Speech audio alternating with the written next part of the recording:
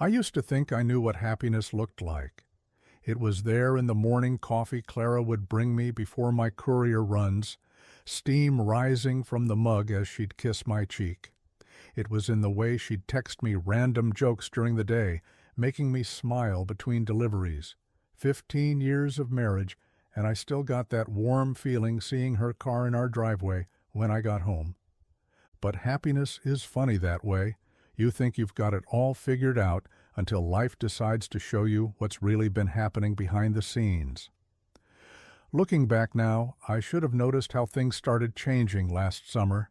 Small things at first, like how Clara suddenly became obsessed with checking our mailbox, even on Sundays, when any courier worth their salt knows there's no delivery.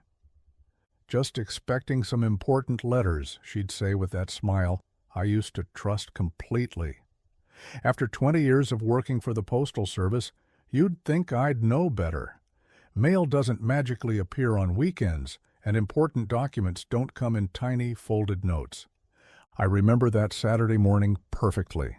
I was fixing the garage door when I saw her walking to the mailbox in her favorite blue dress, the one she usually saved for special occasions. Something about the way she quickly slipped that small piece of paper inside made my stomach twist. 15 minutes later, our neighbor Oliver crossed the street to check his mail. Oliver, the lawyer who'd moved in 6 months ago. Oliver, who'd been so helpful with Clara's legal questions lately. I waited until they were both gone before I checked the box myself. The note was small, barely folded, like it wasn't meant to stay there long. "Oh, can't wait for tomorrow at 3. Yesterday was perfect. Miss you already." You know what's really strange? In that moment, standing there with that piece of paper in my hand, I felt oddly calm. Maybe it's because deep down I'd already known something was wrong, or maybe I was just slipping into the same methodical mindset I use when planning my delivery routes, analyzing, calculating, preparing for what comes next. Right then, I made 2 decisions. First, I wasn't going to confront them immediately, and second, when I did, it would be on my terms, in my way. After all, if they wanted to use my expertise, the postal system, for their little game, it seemed only fair I should use it for mine. The thing about being a courier is that you learn to notice patterns. Every route, every delivery point, every recipient's habit, they all form a kind of rhythm. That's why I spent the next week watching our mailbox like it was my own personal stakeout, documenting every little detail in the Notes app on my phone. Monday, Clara checks at 2 p.m., drops something off. Oliver collects at 2:30. Tuesday, nothing. Wednesday, another exchange, same time frame. Friday, a longer note this time. I could see the edge of a receipt sticking out, probably a restaurant bill. Each note was like a punch to the gut, but I kept my face neutral, maintained my routine. "How was your day, honey?" at dinner. "Sleep well before bed."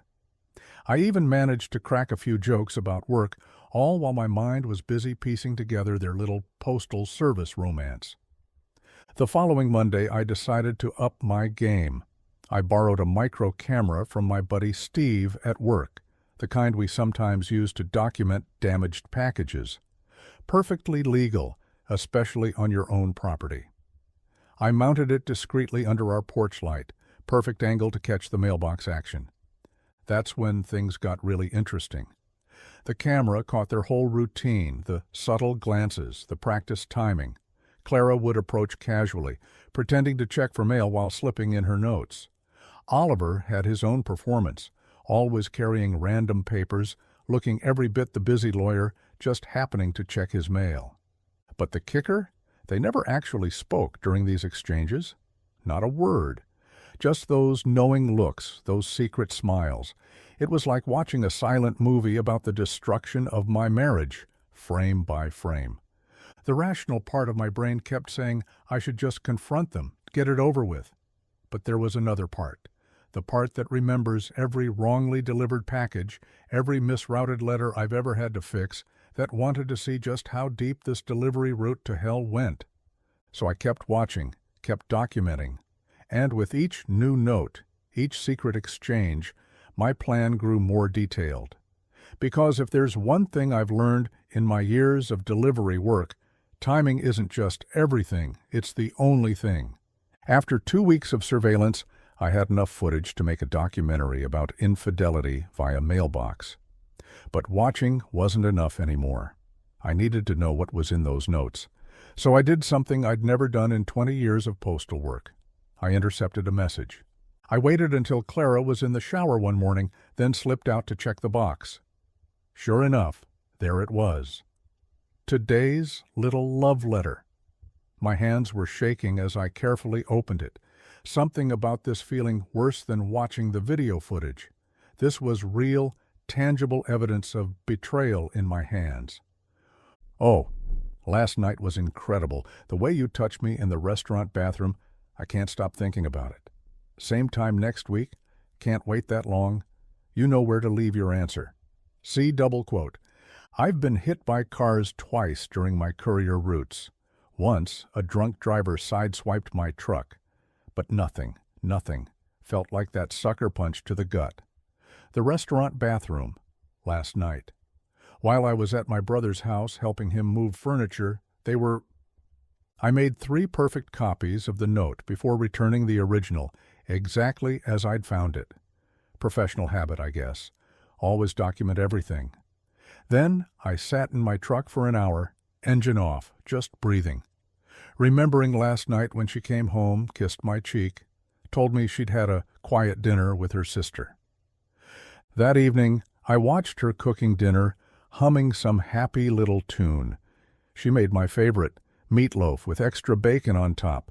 I could barely swallow past the knot in my throat. But I ate every bite, complimented the cooking, kissed her cheek, just like always. You seem distracted, she said, touching my arm. Rough day at work? I looked into her eyes, the same eyes I'd woken up to for 15 years, and saw nothing but concern, no guilt, no telltale signs. She'd gotten good at this, really good. Yeah, I replied, managing a smile. Just some complicated route changes coming up. You know how it is. One wrong turn can mess up your whole delivery schedule. She nodded sympathetically, squeezing my hand. And in that moment, watching her perfectly orchestrated performance of a loving wife, I made my decision. This wasn't going to be a simple confrontation. No, this needed to be something special, something worthy of all the effort they'd put into their little postal service affair. The next few days, I threw myself into planning with the same attention to detail I use for mapping out nude delivery routes. Every morning I'd watch Clara check herself in the mirror before getting the mail. Every afternoon I'd see Oliver's practiced casual stroll to his mailbox. Their little dance had become a twisted sort of entertainment. But here's where being a courier really came in handy. I know every mailbox on this street. I know which ones have stuck hinges, which ones leak in the rain, and most importantly, which ones are visible from which angles. Turns out, Mrs. Peterson at number 43 has a perfect view of our box from her front window, and she's always been a chatty one during my deliveries. "Oh, Matt," she called out one morning during my rounds, "have you noticed anything strange lately?" She was watering her petunias, but her eyes were fixed on our mailbox. "I keep seeing your wife and that new lawyer checking their mail at the oddest times." I gave her my best professional smile. "Really? Haven't noticed anything unusual myself?" She wasn't convinced. Just yesterday, they were both out there within minutes of each other. No mail truck in sight. Quite peculiar for a Sunday, don't you think? That's when it hit me. We had an audience. Our whole street had probably noticed their little routine. How many others were watching?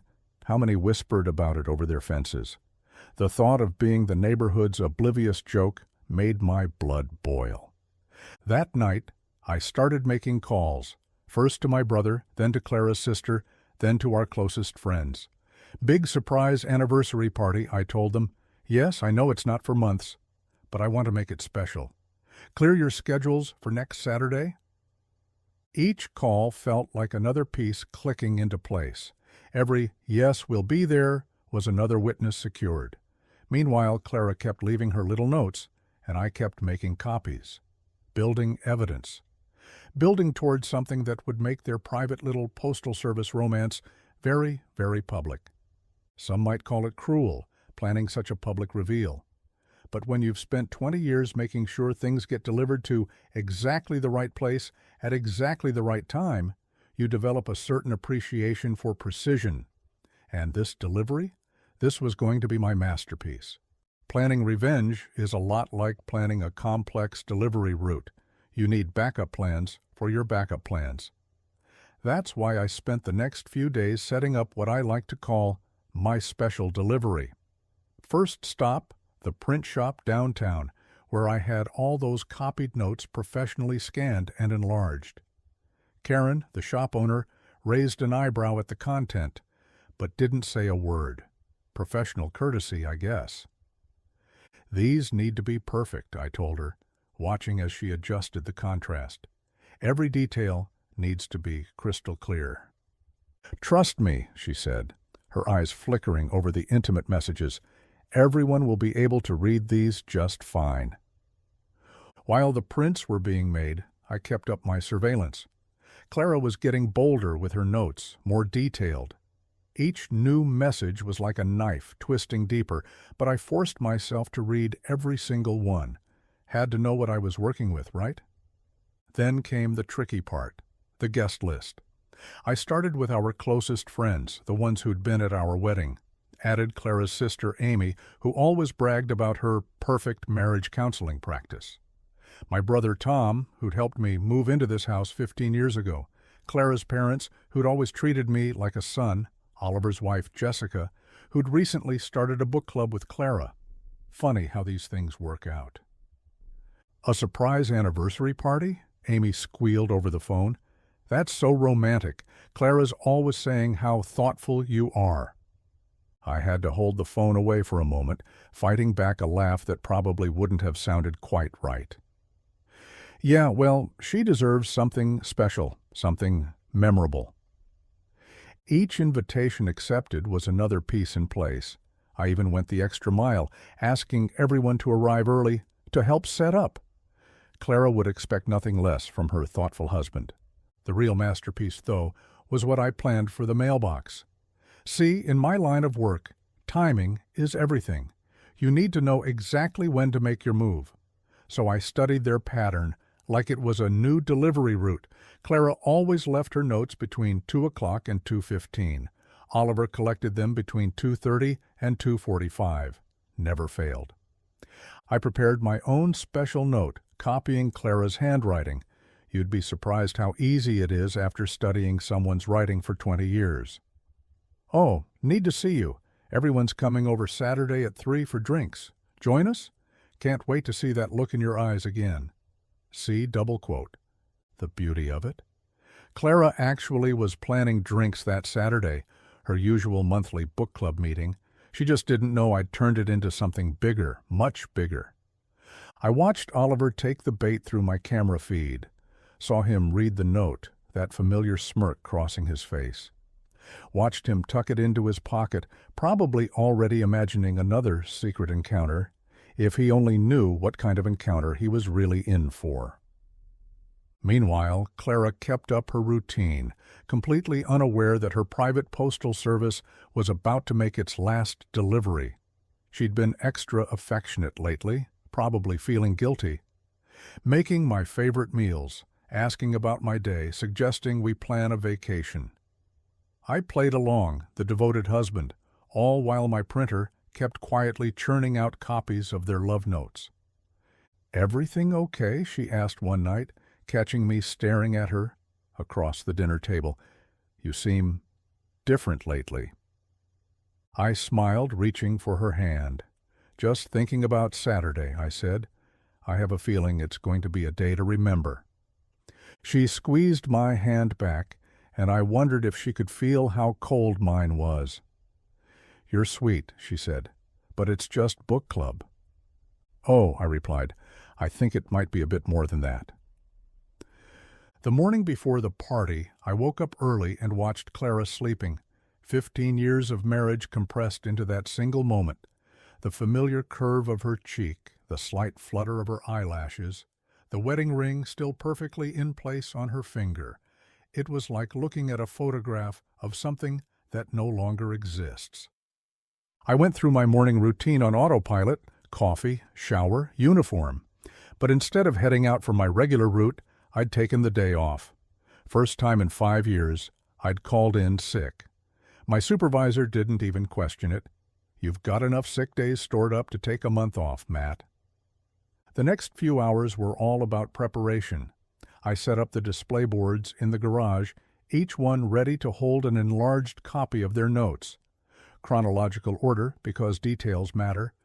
I even color-coded them: pink for Clara's outgoing messages, blue for Oliver's responses. 23 messages total, 23 pieces of evidence, each one a nail in the coffin of my marriage. Around noon, Clara left for her usual grocery shopping, code for her Friday meetup with Oliver. I knew they'd be gone for at least 2 hours. They were creatures of habit, after all. As soon as her car disappeared around the corner, I started transforming our living room. The enlarged notes went up first, hidden behind elegant curtains I'd borrowed from my brother's theater company. For a dramatic reveal, I'd told him. He thought I was planning some kind of romantic gesture. In a way, I guess I was. Next came the projector setup connected to my laptop. 3 weeks of surveillance footage edited down to a greatest hits compilation of their Mailbox rendezvous. The camera angle was perfect. No chance of mistaking who was who.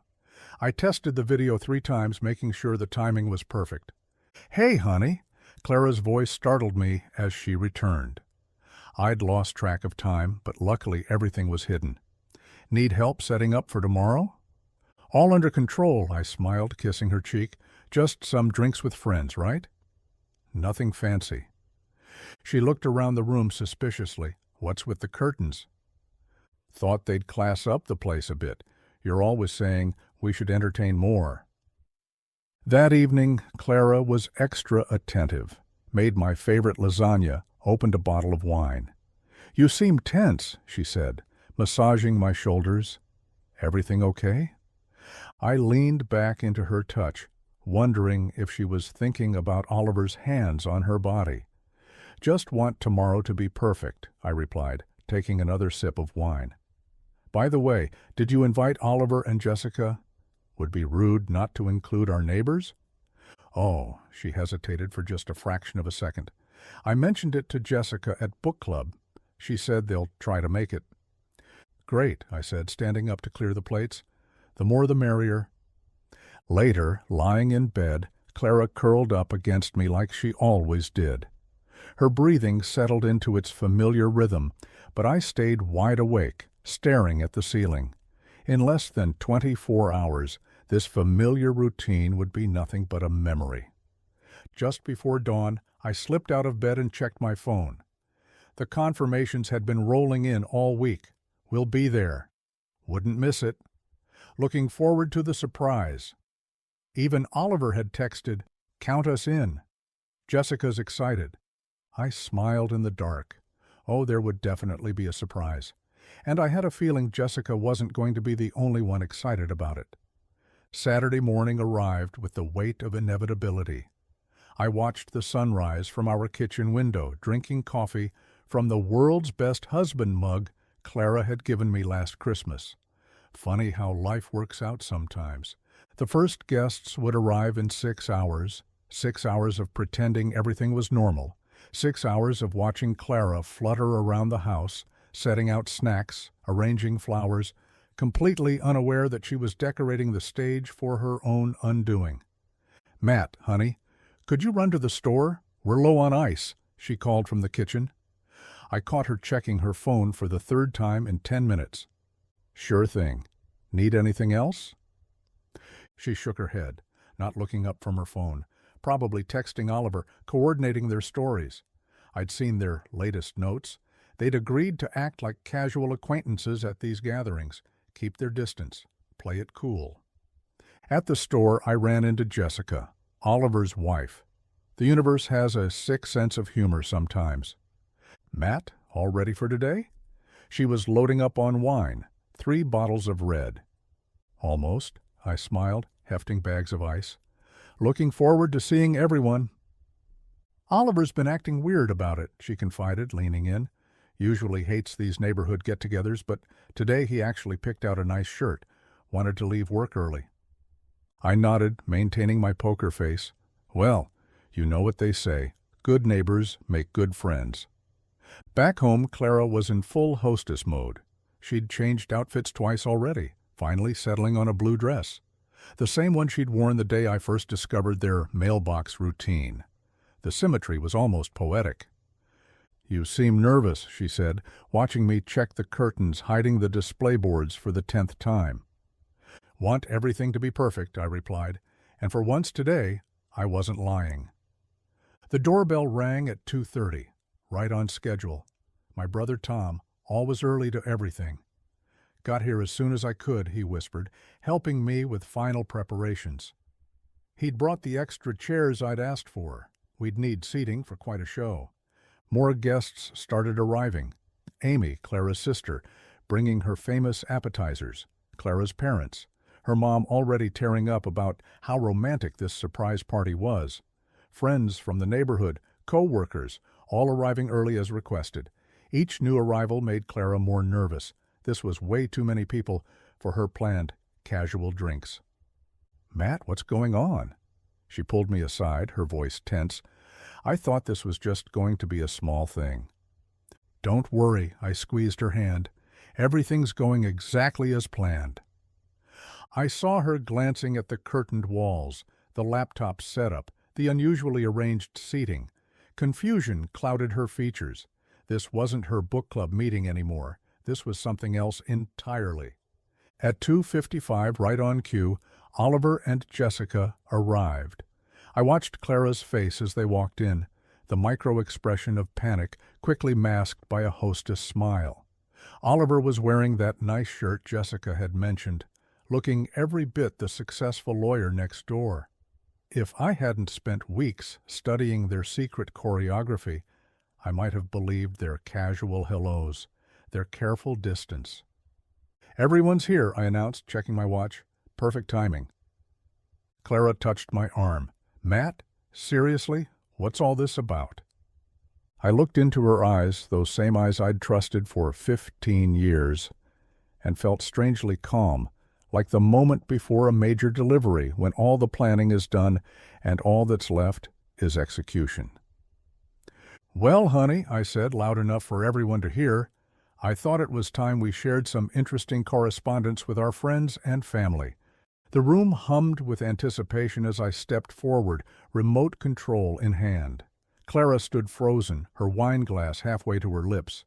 Oliver had that practiced casual look on his face, but I caught the slight twitch in his jaw. Jessica was smiling, completely unaware that her world was about to shatter alongside mine. "You know," I started, my voice surprisingly steady, "in my line of work, documentation is everything. Tracking numbers, delivery confirmations, proof of receipt. It's all about having a paper trail." I clicked the remote. The curtains slowly pulled back, revealing the first display board. Clara's initial note to Oliver, blown up to poster size. "Oh, can't wait for tomorrow at 3. Yesterday was perfect. Miss you already." The room went dead silent. I heard Clara's sharp intake of breath, saw Oliver's casual facade crack for just a second.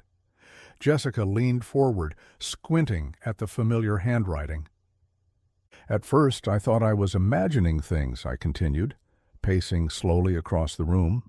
"My wife, suddenly so interested in checking our mailbox.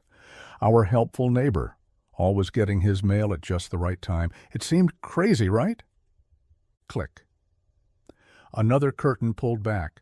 More notes, more evidence, each one meticulously dated, arranged in chronological order, their entire secret romance laid bare in their own words. "Matt." Clara's voice was barely a whisper. Her wine glass trembled.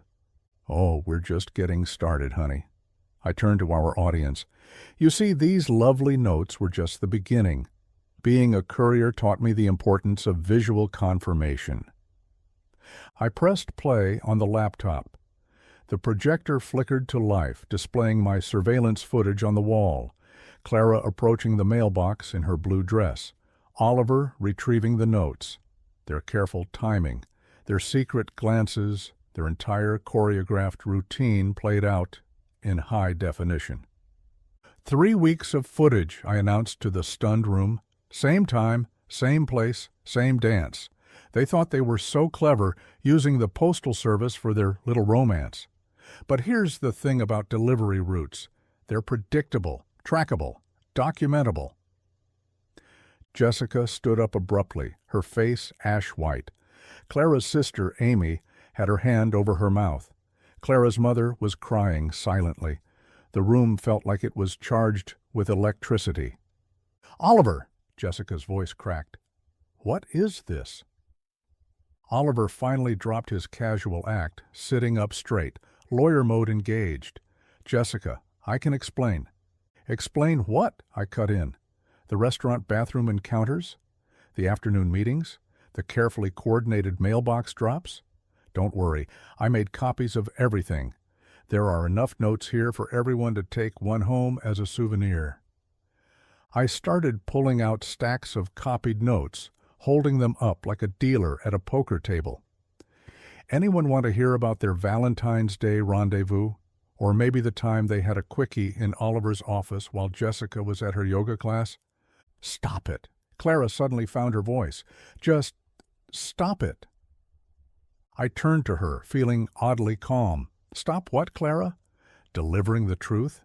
Isn't that what a good courier does? Make sure everything gets to its proper destination?" The silence that followed felt like the moment before a storm breaks.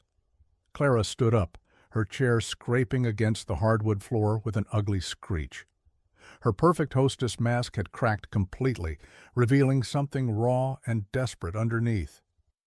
"You want to do this here, in front of everyone?" Her voice trembled between anger and panic. "These are our friends, our family." Interesting choice of words, our. I clicked to the next slide. Like this note from last month. "Oh, our secret makes everything more exciting. Tell me, Clara, was it the secret that was exciting, or the fact that you were writing these notes in our kitchen, on our counter, while I was out delivering other people's mail?" Jessica had moved to the display boards, reading each note with horrifying intensity. Her hands shook as she traced Clara's handwriting, Oliver's responses. Their private moments, their planned encounters, their shared jokes, all laid bare under the warm afternoon light streaming through our living room windows. 2 years, she suddenly said, her voice flat. "The dates on these notes, they go back 2 years." She turned to Oliver, who had abandoned all pretense of composure. 2 years of checking the mailbox on your way to work. 2 years of working late. 2 years of lying to my face. Oliver stood up, straightening his expensive shirt. "Jessica, please, we should discuss this privately." "Privately?" I laughed, and the sound surprised even me. "Like those private little notes you've been leaving in my mailbox? Those private moments you've been stealing with my wife? No, I think we're past privacy now." Clara's sister Amy moved to stand beside her, but Clara waved her away. "Matt, you've made your point. You've humiliated us. Is that what you wanted?" "Humiliated you?" I clicked through more slides, more footage. "No, honey. I'm just doing what you two have been doing all along, sharing information. The only difference is I'm not hiding it in a mailbox." The projector showed them now. Every furtive meeting, every secret exchange. The footage was crystal clear thanks to that high-end security camera. You could see every expression, every guilty glance, every moment they thought no one was watching. "My God," Clara's mother whispered, "how could you do this to Matt?" "To Jessica?" "Mom, please," Clara started, but her mother cut her off. "We raised you better than this," her father added, his voice heavy with disappointment. Oliver finally found his lawyer voice. "This is inappropriate. Recording people without their knowledge—" "Actually," I interrupted, "it's perfectly legal to have security cameras on your own property. Something about protecting your assets from theft. I paused, letting that sink in. Though I guess some things got stolen anyway, didn't they? Jessica walked to the center of the room, standing between Oliver and Clara. I want to hear it, she said, her voice surprisingly calm. I want to hear you both say it. No more notes, no more secrets. Say it out loud, right here in front of everyone. The room held its breath. My brother Tom moved closer to me, probably worried I might lose it, but I'd never felt more in control. This was my delivery route, and every package was reaching its destination exactly on schedule. Clara looked at Oliver, then back at Jessica. We were having an affair. Oliver's lawyer mask cracked completely. Clara, don't... No, she's right, I cut in. Let's have everything out in the open, like this note from last week. I pulled out a fresh copy. The one about the restaurant bathroom? Would you like to read it to everyone, Oliver? Or should I? The sound of Jessica's palm connecting with Oliver's face echoed through the room like a thunderclap. The sharp crack of Jessica's slap seemed to break whatever social restraints had been holding the room together. Chaos erupted. Oliver stumbled backward, hand on his cheek. Clara's sister started yelling. Someone knocked over a wine glass, spreading a red stain across our beige carpet like spreading blood. I stood in the middle of it all, feeling strangely detached, like a courier watching a scene unfold through a truck window. Jessica grabbed her purse, tears streaming down her face.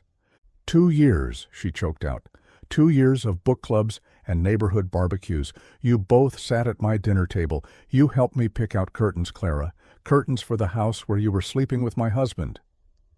Clara reached for her, but Jessica recoiled. Don't you dare touch me. I think, my brother Tom announced loudly, it's time for everyone to leave.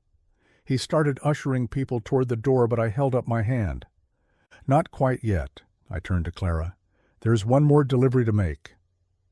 I pulled out a thick manila envelope and held it out to her. Her hands shook as she took it. Divorce papers, I said, my voice steady. Already filled out. All you have to do is sign. I figured we could save ourselves the back and forth of postal delivery. Oliver stepped forward, lawyer mode trying to reassert itself. Clara, don't sign anything without... Without what, Oliver? I cut him off. Without legal counsel? Maybe you'd like to represent her? Add that to your list of services. Jessica let out a harsh laugh. You can have him, Clara. You two deserve each other. Clara stared at the envelope in her hands. Matt, we can talk about this. We can get counseling. Like the counseling you recommended to the Petersons last month? I clicked to one final slide. Right before you met Oliver in the parking lot behind their therapist's office? The room went silent again. Clara's sister stopped mid-rant.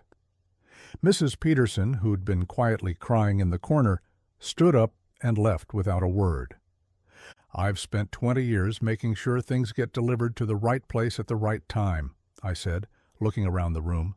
Letters, packages, trust, love, everything has its proper destination, and sometimes that destination is the end.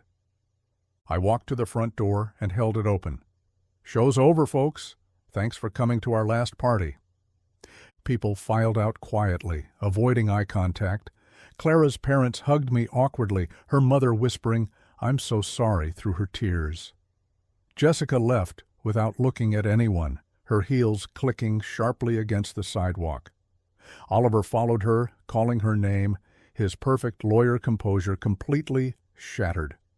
When the last guest was gone, Clara stood alone in our living room, surrounded by the evidence of her betrayal, still clutching the divorce papers. "What do you want me to say?" she whispered. I looked at her, really looked at her, for what I knew would be the last time as my wife. "Nothing," I replied. "I think your note said everything that needed saying." I walked upstairs to our bedroom, where my packed bags had been waiting since morning. Behind me, I heard paper rustling, Clara opening the envelope, facing the final delivery of our marriage. 1 month after the party, I was sorting packages in my delivery truck when I found an envelope addressed to me, Jessica's handwriting. Inside was a simple thank you card, for delivering the truth when no one else would. I kept that card pinned to my truck's dashboard, a reminder that sometimes the hardest deliveries are the most necessary ones. The divorce proceedings went surprisingly smooth. Clara didn't contest anything. I guess it's hard to argue for an equitable split when 23 pieces of evidence are sitting in your lawyer's office. She moved in with her sister, then out of state. Oliver and Jessica's divorce was messier, more public. Last I heard, he'd relocated his law practice to another city. Apparently, having your affair exposed at a neighborhood party isn't great for local business. The neighbors treated me differently after that day. Not badly, just carefully. Like I was a package marked fragile in big red letters. Mrs. Peterson still waved when I delivered her mail, but now she added cookies and concerned looks. The other wives on the street stopped gossiping when I passed. Their husbands nodded with a new kind of respect, maybe wondering if their own mailboxes held similar secrets.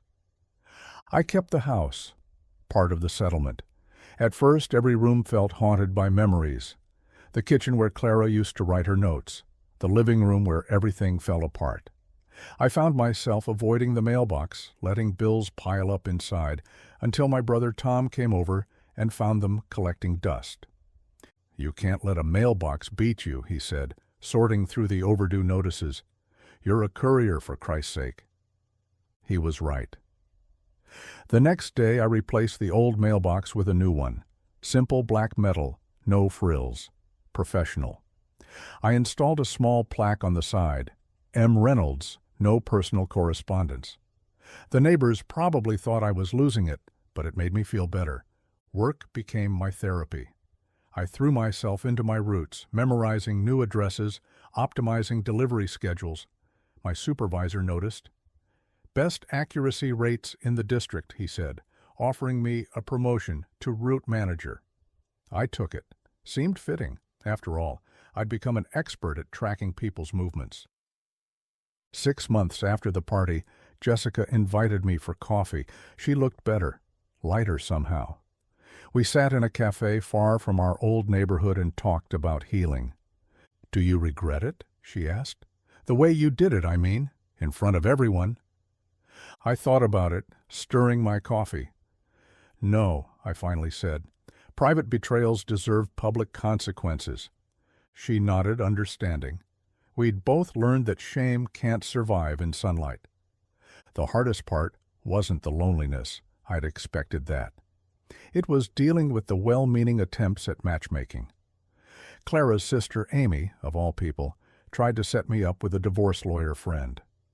"She's nothing like Clara," she assured me, as if that was a selling point. I turned her down. Some packages need time before they're ready for redelivery. My brother kept trying to get me to try online dating. "You need to get back out there," he'd say. But out there felt too exposed, too risky. I'd spent 20 years delivering other people's love letters. I wasn't ready to write my own. Instead, I focused on rebuilding. I renovated the house, painting over the beige walls with bold colors, replaced the stained carpet where the wine had spilled, turned Clara's home office into a model train room, something I'd always wanted but she'd called childish. Each change was like updating a delivery address, redirecting my life to a new destination. A year later, I ran into Oliver at a gas station 2 towns over. He pretended not to see me, but I caught him checking his rearview mirror as I filled up my truck. I wondered if he still flinched every time he checked his mail. The last I heard of Clara was through her mother, who still sends me a Christmas card every year. Clara had moved to Arizona, started fresh. Good for her. Some deliveries are best marked, "Return to sender." Life has a rhythm now, different from before, but steady. My routes are organized, my deliveries on time. I still believe in the importance of getting things where they need to go, when they need to get there. But I've learned that sometimes the most important delivery is the truth, even when it comes with a heavy price tag. The other day, A new family moved into Oliver's old house. As I delivered their welcome packet, the wife asked about the neighborhood. "Is it a good place to live?" I looked at my old mailbox across the street, thinking about all it had witnessed. "It's honest," I told her, "sometimes brutally so." She looked confused, but that's okay. Not every story needs to be delivered to every address. Some packages are marked personal and confidential for a reason. But if there's one thing I've learned in all my years of delivery work, it's this. No matter how carefully you plan your route, life has a way of making unscheduled stops. The trick is knowing which deliveries to accept and which ones to mark return to sender. As for me, I'm back on my regular route, delivering other people's stories in sealed envelopes and wrapped packages. Sometimes I catch myself watching for signs, a lingering hand on a mailbox, a furtive glance down the street. Old habits die hard. But these days, I'm more interested in making sure my own life stays on track than derailing someone else's. After all, every delivery, even the ones that break your heart, has a final destination. Mine just happened to be right back where I started, older, wiser, and with a brand new mailbox.